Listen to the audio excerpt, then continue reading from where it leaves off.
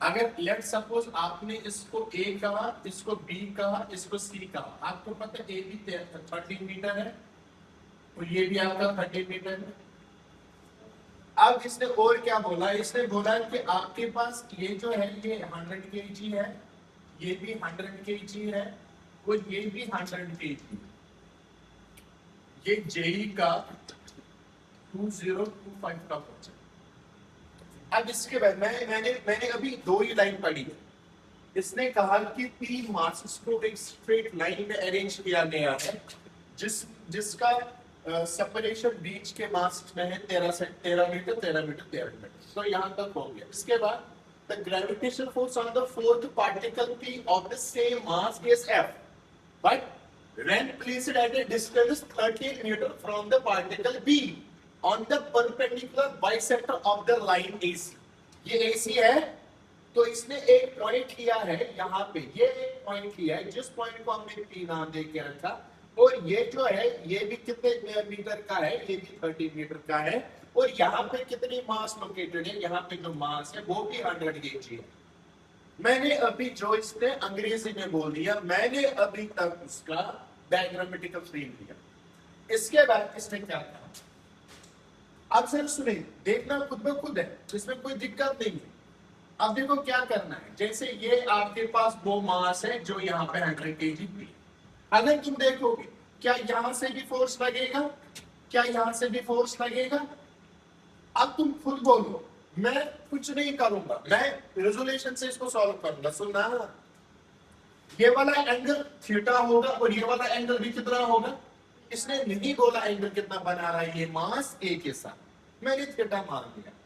उसके बाद क्या होगा, ध्यान देना, अगर मैं एक काम कर दूं, ये वाला फोर्स इसकी तरफ होगा, लेट सपोज मैंने इसको F1 माना, ये वाला भी तो F1 ही होगा बिकॉज सेम मास है, सेम डिस्टेंस है। अगर ये 13 है, ये भी 13 है, तो इसका मतलब ये कितना बनेगा, ये बनेगा 30√2। अब एक चीज, तो मैं इसको देखो, मैं नेट रिजल्टेंट यहां से लेता 2 times 4 1 of the 4 cos theta upon 2, but मेरे को नहीं पता थीटा कितना है, तो मैं वो कांसेप्ट यूज नहीं कर सकता। अब सर फिर क्या करूं, देखो मैं क्या देखता हूं, अगर तुम यहां देखोगे, इस वाले पॉइंट को देखोगे, इस वाले पॉइंट को देखोगे, ये पी पॉइंट, इसका एक फोर्स यहां जा रहा है, दूसरा फोर्स यहां जा रहा है, तो बीच में मैंने कहा ये थीटा है, वो भी इस बात है, ये भी आपका थीटा होगा।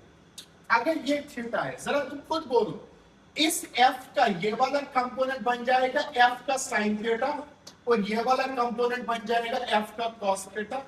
अब इसका ये वाला बन जाएगा F का साइन थीटा, और ये वाला कंपोनेंट बन जाएगा F का कॉस थीटा। ये वाला कैंसल आउट होगा, तो इस पॉइंट P पे जो इन दोनों की वजह से फोर्स लग रहा है, क्या मैं उस नेट फोर्स को ट्वाइस F cos थीटा लिख सकता हूं। उसके बाद ये भी मास है और ये भी मास है, इनका ये 30 मीटर है, तो इसका मतलब है अगर एक मास यहां नीचे, एक मास यहां, ये तुम्हारा 30 मीटर है, यहां पे भी 100 है, यहां पे भी 100 है, क्या इनके दरमियान भी फोर्स होगा। मैंने इसको F डैश माना, वो F डैश कितना होगा, G 100 का स्क्वायर डिवाइडेड बाय 13 का स्क्वायर होगा, बट उसकी डायरेक्शन भी नीचे ही होगी। तो net force on P, net force P पे कितना होगा, एक तो होगा twice F cos theta plus होगा F डैश, बोलो।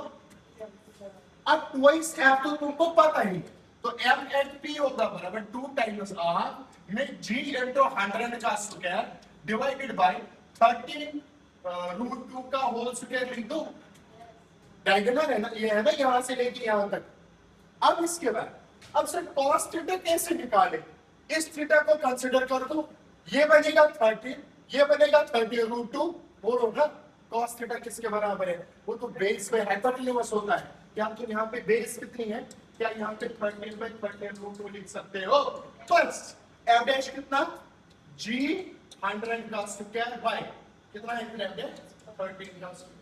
अब बोलो क्या तुम सॉल्व कर सकते हो, अब आंसर तुमको क्या आना चाहिए, तुम्हारा आंसर जो है 100 आएगा। आप यहाँ से कॉमन भी निकाल सकते हैं, बहुत सारी चीजें।